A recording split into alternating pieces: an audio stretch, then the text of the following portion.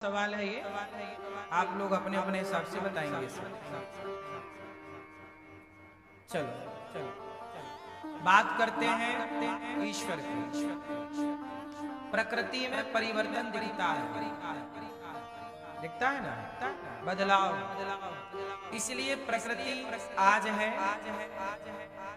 इस प्रकृति को देखने के लिए हम कल ना रहेंगे, इसलिए हम भी बदल रहे हैं। हम बच्चे थे तो छोटे से शरीर था, आज ये शरीर है, बुढ़ापे का शरीर अलग होता है, तो आपका भी शरीर बदलता है। लेकिन आपका शरीर बदलता है, पर आपके भीतर जो आत्मा है वो जब बच्चे थे तब भी वही थी, जवान थे तब भी वही थी, बूढ़े हो तब भी वही थी, पर शरीर बदल गया। आपके बचपन की फोटो देखो, आज की फोटो देखो और 10 साल बाद की फोटो देख लें, आपको सारी तस्वीरें अलग अलग नजर आएगी, क्योंकि आप में परिवर्तन हो रहा है। जैसे आप में परिवर्तन है, ऐसे सृष्टि में भी परिवर्तन हो रहा है। सृष्टि का परिवर्तन इतना सूक्ष्म है कि वो हमारी पकड़ में नहीं आता। हाँ या ना?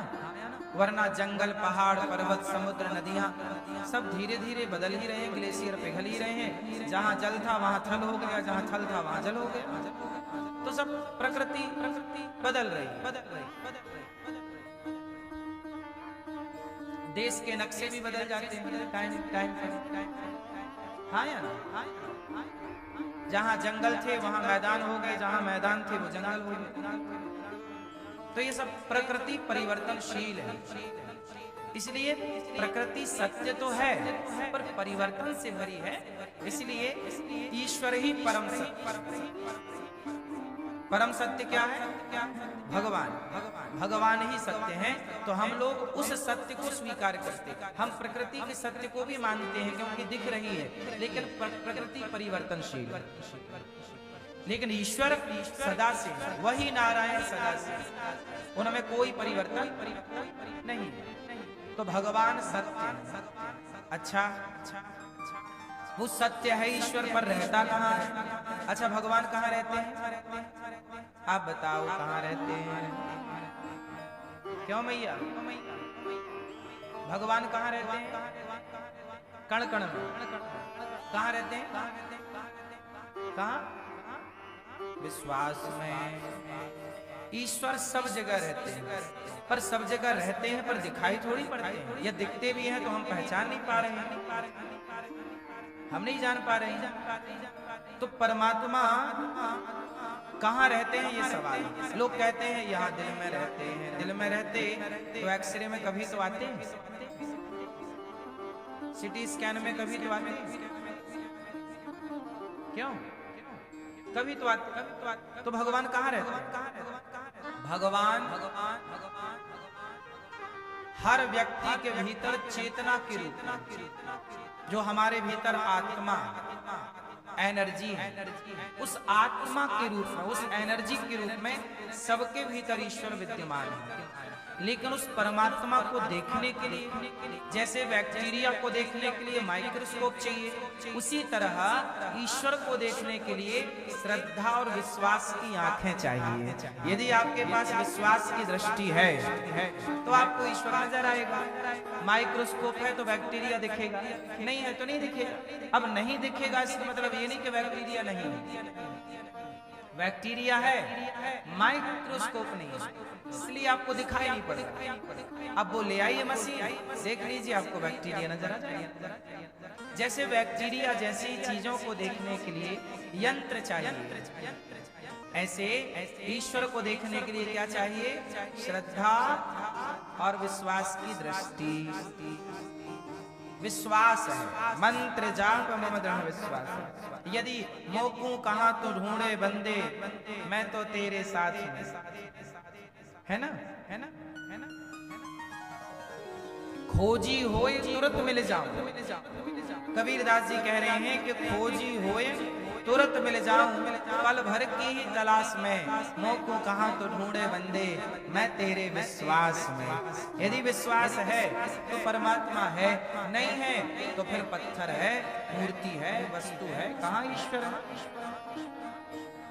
हिरण्याक्ष हिरण्यकश्यप के लिए ईश्वर नहीं है, पर प्रहलाद के लिए ईश्वर है। रावण के लिए ईश्वर नहीं है, पर विभीषण के लिए ईश्वर है। अब आप किस पंक्ति में खड़े होना चाहते हैं? हिरण्यकश्यपु की दृष्टि कहती है कि ईश्वर नहीं है। हिरण्यकश्यपु की दृष्टि कहती है कि ईश्वर बोलो नहीं है, नहीं है। आज यही कम्युनिस्ट लोग कह रहे हैं कि ईश्वर नहीं है। लेफ्ट विचारधारा आज यही तो कहती है कि ईश्वर नहीं है। अरे ईश्वर नहीं है, ये बात हिरण्यकश्यपु कहता था। ईश्वर नहीं, मैं ही ईश्वर हूं। वो खुद को क्या मानता था? ये विचारधारा लेफ्ट की कोई आज की थोड़ी है, ये हिरण्यकश्यपु के जमाने की है। वो कहता था हिरण्यकश्यपु अपनिच भगवान, मैं ही भगवान। लेकिन नहीं, प्रहलाद जी ने सिद्ध कर दिया कि पिताजी आप भगवान नहीं हैं। हिरण्यकश्यपु की विचारधारा को प्रहलाद जी के विश्वास ने तोड़ दिया। आया ना? इसलिए जो कहता है कि ईश्वर नहीं है, वो इसलिए कहता है क्योंकि उसे दिखाई नहीं पड़ता। जो कहते हैं कि ईश्वर है, क्यों कहते हैं? क्योंकि उन्हें विश्वास है। बस यही तो बात है। जिसे विश्वास नहीं है वो हिरण्यकश्यपु की विचारधारा है, और जिसे विश्वास है वो प्रहलाद जी की विचारधारा। खेल किसका है? विचारधारा का। तो प्रहलाद की विचारधारा है कि है, तो प्रहलाद के लिए भगवान खंबा से निकल आए ताकि मेरे भक्त का वचन मिथ्या ना हो जाए। आज भी सृष्टि में दो ही विचारधारा है। एक विचारधारा कहती है कि ईश्वर नहीं है, और एक विचारधारा कहती है कि ईश्वर है। आज भी संसार में ये दो विचारधारा जिंदा है। आपको बहुत लोग ऐसे मिल जाएंगे जो ये कहते हैं कि ईश्वर नहीं है, और बहुत लोग ऐसे हैं जो कहते हैं कि ईश्वर है, क्योंकि दोनों का अपना अपना नजरिया। कोई रावण के नजरिए से देखे, कोई रावण के नजरिए से देखे तो ईश्वर कहाँ नजर आएगा? रावण के आगे राम खड़े थे, रावण को हनुमान जी समझाने गए, रावण को अंगद समझाने गए, रावण की पत्नी मंदोदरी ने समझाया, रावण के भाई विभीषण ने समझाया, रावण के मंत्री माल्यवंत ने समझाया, और रावण ने किसी की न सुनी। जो रावण की विचारधारा के लोग हैं वो कहते हैं ये ईश्वर नहीं, ये तो बनवासी है। राम को क्या बोलता है रावण? ये तो बनवासी है। रावण की विचारधारा कहती है कि ये भगवान नहीं है, पर उसी लंका की रोटी खाने वाले विभीषण की विचारधारा कहती है नहीं नहीं, ये राम, ये भगवान है। इसलिए दो विचारधाराएं जब भी थी, दो विचारधाराएं आज भी। ना तब रावण मरा था, ना आज रावण मरा। ये रावण सदा रहेगा। रावण मीन्स विचारधारा, रावण की विचारधारा। हाँ या ना? तो रावण की वो रावण, एक रावण को तो राम जी ने मार दिया, लेकिन रावण तो मर गया, पर रावण की वो विचारधारा कहाँ मरी? इसलिए आज भी हम लोग रावण के पुतले जलाते हैं। इसलिए कहता हूं कि पुतले जलाने से अच्छा है कि जो भीतर रावण जिंदा हो रहा है, पनप रहा है, उस भीतर के रावण को मार दीजिए। और वह भीतर का रावण मतलब भीतर की वह गलत विचारधारा जो ईश्वर को मानने में बाधा पैदा कर रही है, जो ईश्वर को मानने में अविश्वास पैदा कर रही है, उस रावण की विचारधारा को जो हमारे भीतर भी पनप रही है। तो रावण के आगे राम खड़े हैं, पर वो मानने को तैयार नहीं। जिसे नहीं मानना उसके आगे भगवान भी आकर खड़े हो जाएं तो मूर्ख हृदय न चेत, जो गुरु मिलहि विरंचि सब, फूलहि फलहि न बैत, जलधि सुधा बरसहि जलद।